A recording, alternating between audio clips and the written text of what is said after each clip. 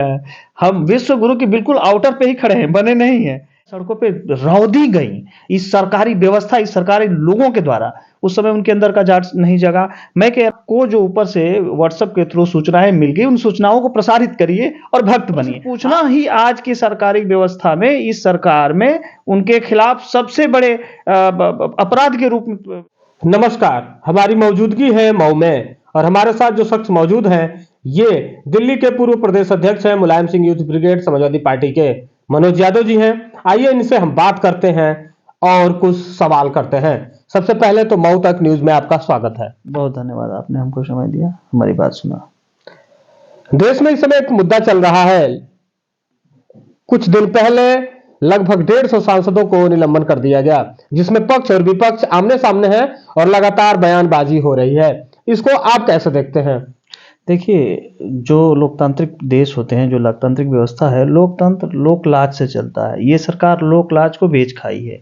लोकतांत्रिक व्यवस्था में विपक्ष लोकतंत्र का महत्वपूर्ण हिस्सा होता है। जब से देश आज़ाद हुआ, देश का संविधान लागू हुआ, तब से आज तक इतनी बड़ी संख्या में विपक्ष के सांसदों का जो निलंबन हुआ है, पहली बार हुआ है।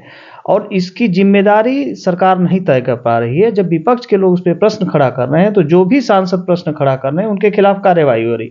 जैसे संसद के अंदर जो जिस तरीके की उस दिन उद्दंडता किए गए, उस उद्दंडता को पूरे देशवासियों ने निंदा करा। और वहां के मौजूद विपक्ष के सांसद थे, उन्होंने कहा कि देश की ये प्रधान जो संसद है, ये देश का जो प्रधान संस्थान है, इस संस्थान में इस तरीके की जो कार्यवाही हुई है, इस कार्यवाही की जबरदस्ती तय की जाए, किस सांसद के नाम से पास बने और किसने पास के द्वारा उनको संरक्षण दिया कि अंदर आ गए, इस तरह की कार्यवाही। और इस घटना पे कार्रवाई करने के बजाय जिस सांसद ने इस घटना पे सरकार से प्रश्न पूछा है, सरकार ने उसी के खिलाफ कार्रवाई करी है। ये सरकार लोकतांत्रिक तौर तरीकों से डरी हुई है, लोकतंत्र से डरे हुए हैं प्रधानमंत्री जी, इसलिए इस तरह की कार्रवाई कर रहे हैं। देश में आजादी के बाद, इमरजेंसी के बाद सबसे बड़ी कार्रवाई है ये। देश में लगभग 150 विपक्ष के, और सारे के सारे गलत। कुछ तो सांसद ऐसे हैं जो जो ये सारी घटनाएं हो रही थी, उस समय सदन में मौजूद नहीं थे, कार्रवाई उनके खिलाफ भी हुई। वो सांसद भी हैं जो आज तक उनके पूरे संसदीय रिकॉर्ड में एक भी असंसदीय नहीं बोले, सिर्फ प्रश्न पूछे। वो प्रश्न पूछना ही आज की सरकारी व्यवस्था में, इस सरकार में उनके खिलाफ सबसे बड़े अपराध के रूप में सरकार पेश कर रही है, उनके खिलाफ कार्रवाई कर रही है। ये पूरी तरह से अलोकतांत्रिक है और डरी हुई है सरकार। मगर कहीं ना कहीं बीजेपी तो कह रही है ना कि देश सुरक्षित हाथों में है, तो फिर इतना संसद में फिर इतना हंगामा क्यों? अगर देश सुरक्षित हाथों में है, तो संसद के अंदर और वो भी बीजेपी के सांसद द्वारा बनवाए गए पास पे इस तरीके का जो घटना घटी है, वो कैसे हुआ? पहली बात। दूसरी बात, इसी सरकार के अधीन, इसी सरकार के कार्यकाल में देश के जवानों के ऊपर सबसे बड़ा अब तक आतंकी हमला हुआ। दूसरा, तीसरा, देश जब से आजाद हुआ तब से और अब तक 55 लाख करोड़ का कर्ज था देश के ऊपर। अब वो कर्ज 4 गुना बढ़ा। आईएमएफ ने नोटिस दिया है सरकार को, पूछा है कि जो ये कर्ज के पैसे जा रहे हैं, ये कहां खर्च हो रहे हैं? फिर भी सरकार अपनी पीठ थपथपा रही है, कह रही हम सही हैं, हम सही, हम सही। सारा देश सड़कों पे है। बेरोजगारी अब तक देश जब से आजाद हुआ तब से सबसे ज्यादा है। किसान सैकड़ों शहीद हो गए। बेरोजगारी अब तक की सबसे ज्यादा ऊंचले स्तर पे है। अर्थव्यवस्था धड़ाम नीचे जा रही है। और इन सबके बावजूद सरकार कहती है कि आई एम द बेस्ट। ये तो अपनी पीठ थपथपाने वाली बात हो गई। बट अगर देखा जाए, इमरजेंसी के बाद इतनी बड़ी कार्रवाई हुई, सांसदों का निलंबन कर देना, अगर ये भी गलत है तो गलत तो ये भी है ना कि उन सांसदों के द्वारा उपराष्ट्रपति का मिमिक्री किया जाए और उसका मजाक बनाया जाए। ये भी तो बर्दाश्त करने योग्य नहीं है, ये भी तो सही नहीं है किसी भी लोकतांत्रिक देश में। देखिए, दोनों सदन है, उच्च सदन और निम्न सदन। ये उच्च सदन की बात कर रहे हैं। उच्च सदन में जो हमारे उपराष्ट्रपति होते हैं, वही उसके अध्यक्ष होते हैं, पदेन अध्यक्ष होते हैं। और जब आप किसी भी सदन के अध्यक्ष हैं, तो आप पक्ष और विपक्ष दोनों सांसदों के अभिभावक होते हैं। पहली बात, ये बहुत बुनियादी संवैधानिक व्यवस्था है।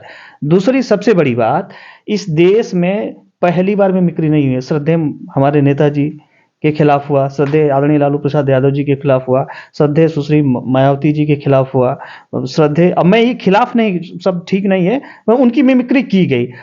मान्यवर कांसीराम साहब की बात आज तक की जाती है। हमारे जो सिंबल ऑफ नॉलेज कहते हैं बाबा साहेब भीमराव अंबेडकर तक की लोग मिमिक्री किए।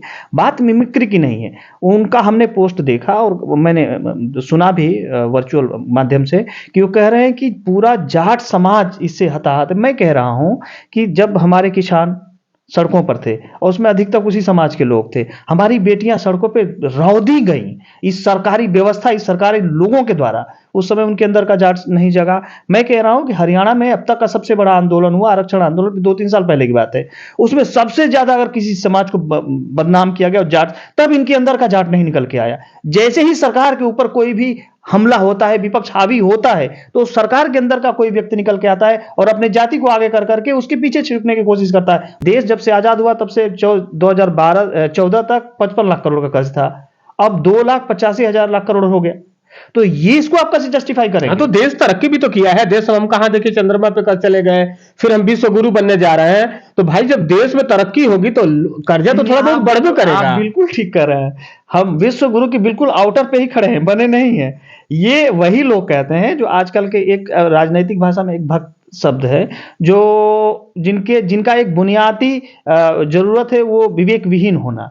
आपको जो ऊपर से व्हाट्सएप के थ्रू सूचनाएं मिल गई, उन सूचनाओं को प्रसारित करिए और भक्त बनिए। आप हमें बेरोजगारी आप देख लीजिए, कोविड के दौरान हमारे आप बेरोजगारी कहते हैं, आप कहते हैं सरकारी संस्था बिक रही है, युवा परेशान है। तो ये सारे जब इतने मुद्दे हैं तो विपक्ष फिर सरकार का नहीं बना रहा है। इन सारे मुद्दों को लेकर जनता के पास जा क्यों नहीं रहा है, फिर हार कैसे जा रहा है? आपको मैं एक बहुत छोटा सा उदाहरण दे रहा हूं। मैं 3 जिलों का प्रभारी था 2022 के विधानसभा चुनाव में। एक विधानसभा में, सिंगल विधानसभा की बात कर रहा हूं मैं, 15 से 30 हजार वोट विपक्ष के रिमार्केबल तरीके से काटे गए। रिमार्केबल तरीके मैं इसलिए कह रहा हूं कि उनको चिन्हित किया गया कि ये विपक्ष के वोटर हैं और रामपुर में वोट पड़े, प्रशासन ने वहां के लोगों को वोट नहीं डालने दिया गया। ये आप सबके सामने वर्चुअल माध्यम से सारी चीजें हैं, सोशल मीडिया पे पड़ी हुई हैं, यूट्यूब पे पड़ी हुई है, फेसबुक पे पड़ा हुआ है, ट्विटर पे पड़ा हुआ है, आप चेक कर लीजिए। इसके अलावा आप 20-20, 30-30 हजार और वोटों का परसेंट देखिए, 2014 से पहले 60%, 70%, 65%, अब देखिए 50%, 52%, 51%, 53% वोट पड़ रहे हैं। तो ये लोकतंत्र के पॉइंट ऑफ व्यू से, चाहे लोकतांत्रिक व्यवस्था में, ये क्या ठीक है क्या कि निरंतर आपका जो वोट ऑफ परसेंटेज है वो रिड्यूस हो जा रहा है, नीचे होता जा रहा है। ये लोकतंत्र के लिए घातक नहीं है क्या कि आप सिर्फ चुनाव जीतने के लिए चुनाव लड़ेंगे? आप 24 में 80 सीटें हैं उत्तर प्रदेश में, कितनी सीटें ला रही है समाजवादी पार्टी? क्या कर रहे हैं आप लोग? प्रभारी बनाए जाएंगे, फिर अब चुनाव में भी आना ही होगा, क्योंकि बीजेपी का देखा जा रहा है तो एकदम तैयारियों पे शुरू कर दिए हैं। गांव गांव देख रहे हैं कि रथ घूम रहा है, मोदी जी के जो कार्य हो बताए जा रहे हैं। इसको कैसे देख रहे हैं? मैं कल आ रहा था, मेरे ही गांव में यहाँ रथ लगा हुआ था, हमने गाड़ी रुकवाया, हमने कहा कि जरा एक बार पूछ लो कि भैया जब कोरोना हुआ था तो हमारे गांव में आपकी सरकार के कितने डॉक्टर आए थे? तो हमने जब उससे पूछा तो बोला भैया हमसे मत पूछो, हम मंत्री जी मंच पर हैं, वहां आप चले जाइए। जब मैं वहां जा रहा था तो वहां पुलिस प्रशासन ने रोक लिया, बोले आप विपक्ष नेता, आप वहां क्या जा रहे हैं? मैंने कहा मैं माननीय मंत्री जी से पूछना चाहता हूं कि एक बात बताइए, आप आई हैं, चलिए हमारे घर भी चाय पी लीजिए, ठीक है, आपका हम स्वागत कर रहे हैं, लेकिन जब हमारे ही इसी देश में, हमारे इसी गांव में, ये मेरा अपना गांव है, कि जब कोरोना का से लोग मर रहे थे, बीमार थे, तो कितने डॉक्टर, चाहे वो नर्सेस आपने भेजा या चाहे कितना आपने यहाँ पे लोगों को सहायता भेज दी, जरा वो हमको बता दीजिए। तो पुलिस प्रशासन कह रहा है कि साहब आपको हम नहीं जाने देंगे, हम चुपचाप अपनी गाड़ी में बैठ के चले जाए। क्योंकि पहले भी हम लोगों के खिलाफ इस तरीके के FIR हुए हैं, सरकार से कौन पंगा लेगा भाई? जो सरकार के खिलाफ, कई सारे पत्रकारों की सूची मैं आपको दे दूंगा जो सरकार के कुकर्मों का पर्दाफाश किए, उनके खिलाफ FIR उन्हें जेल में डाल दी।